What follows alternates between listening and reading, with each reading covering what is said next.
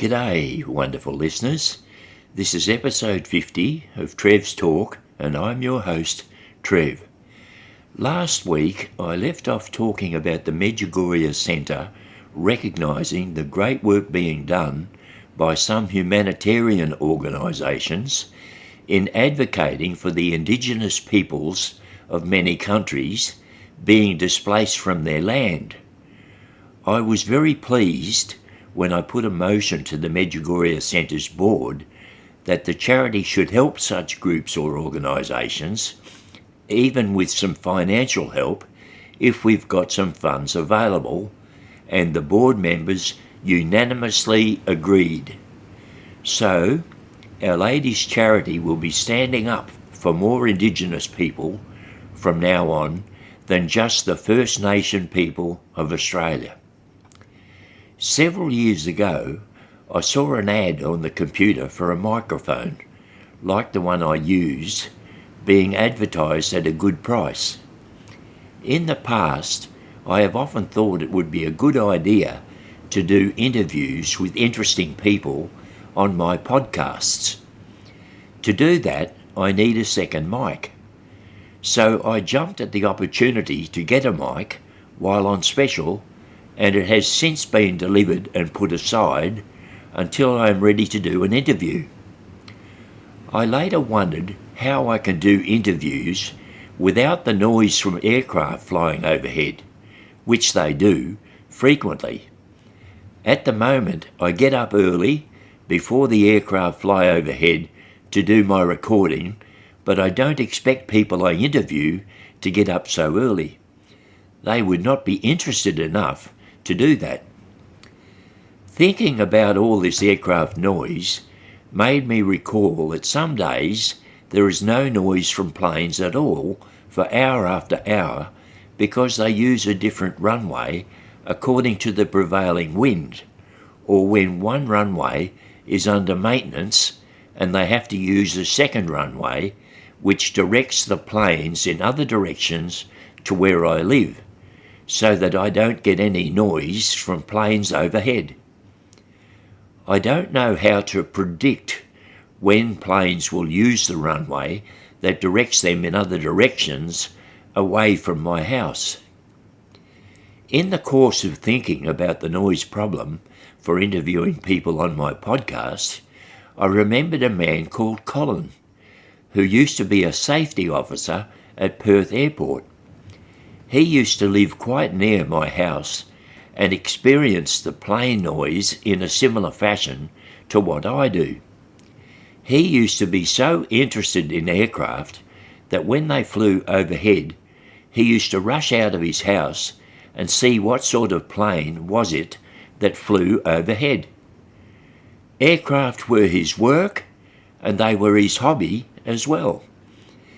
If anyone could tell me how to predict the days the planes taking off and landing at Perth Airport would use a runway that did not impact my house with excessive noise, it would have to be Colin. However, that led to another problem, because Colin and his wife Penny moved away from my area to a suburb nearby, and I did not know his new address, so I was unable to consult with him.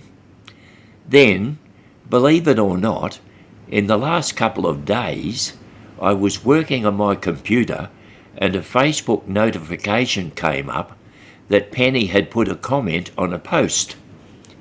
I remembered that Penny was a friend on my Facebook, so I put a message on Messenger for Penny to make contact, and when she does, I will get the current address for Penny and, of course, Colin.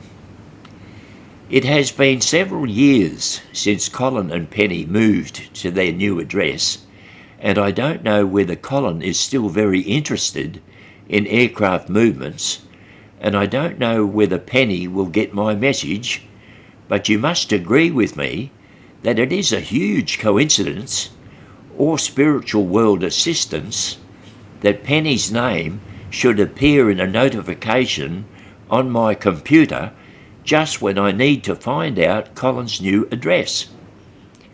Any Facebook dealings I've had with Penny were so long ago that I had completely forgotten she was in my friend list.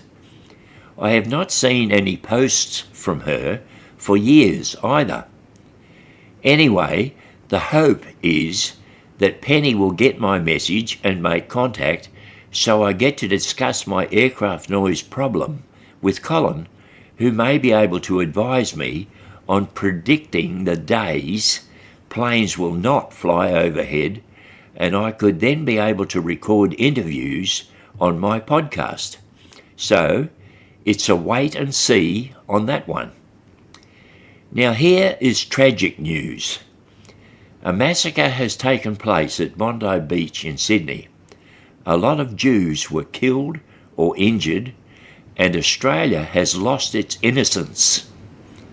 Jews are feeling scared and vulnerable. Many Jewish leaders, and some others, are saying that anti-Semitism in Australia has greatly increased since Hamas terrorists attacked Jews near Gaza in October 2023. Think back to the September 11 attacks in the United States. In the immediate aftermath, many people reacted with shock, fear and anger.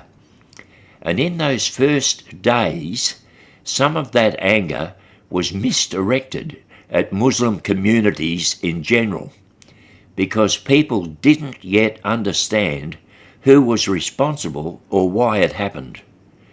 But as the weeks and months went by, the public conversation shifted. Media reporting, government briefings, and community leaders made it clear that the attacks were carried out by a specific extremist organisation, not by Muslims as a whole, and not by Islam as a faith. People learned to distinguish between a violent extremist ideology and the millions of ordinary Muslims who had nothing to do with it and condemned it outright. As the public conversation matured, people began to understand that responsibility for the September 11 attacks lay with a specific extremist organisation, not with Muslim communities in general. Once that distinction became clear, the anger that had initially been misdirected at ordinary Muslims shifted towards the extremist ideology itself. And when that happened, everyday Muslims in Australia were no longer treated with suspicion or hostility. They were simply allowed to live their lives in peace, as they always should have been. Over recent months, Australians have watched confronting images from Gaza, destroyed neighbourhoods, overwhelmed hospitals, and immense suffering among Palestinian families. These scenes have stirred deep emotions across the country. But something troubling has happened in the way some people have processed what they've seen. Instead of directing their anger toward the Israeli government, the military decisions being made, or the political ideology of Zionism, some have mistakenly directed that anger toward Jewish people as a whole. That's a dangerous confusion. Judaism is a faith and a people. Zionism is a political ideology.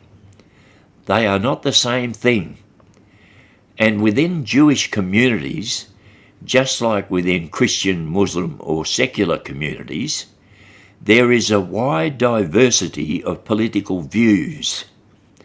Some Jewish people strongly identify with Zionism. Others are non-Zionist, and many are openly critical of Zionism or of Israeli government policy. The problem is that Australian television coverage rarely makes these distinctions clear. When the public sees distressing footage day after day, without context or nuance, some viewers end up generalising their anger toward an entire community. That's how anti-Semitism grows. Not because people set out to hate, but because they were never taught to separate a government from a people or an ideology from a religion. If we want anti-Semitism to decline in Australia, we need to shift the public conversation. Criticism of Zionism or of Israeli government actions is legitimate political speech. Anti-Semitism, prejudice against Jewish people, is something entirely different. When we fail to make that distinction, we harm innocent people and we weaken our ability to have honest conversations about justice for Palestinians. It would help enormously if public education, through media, community leaders and social platforms, made these distinctions clearer.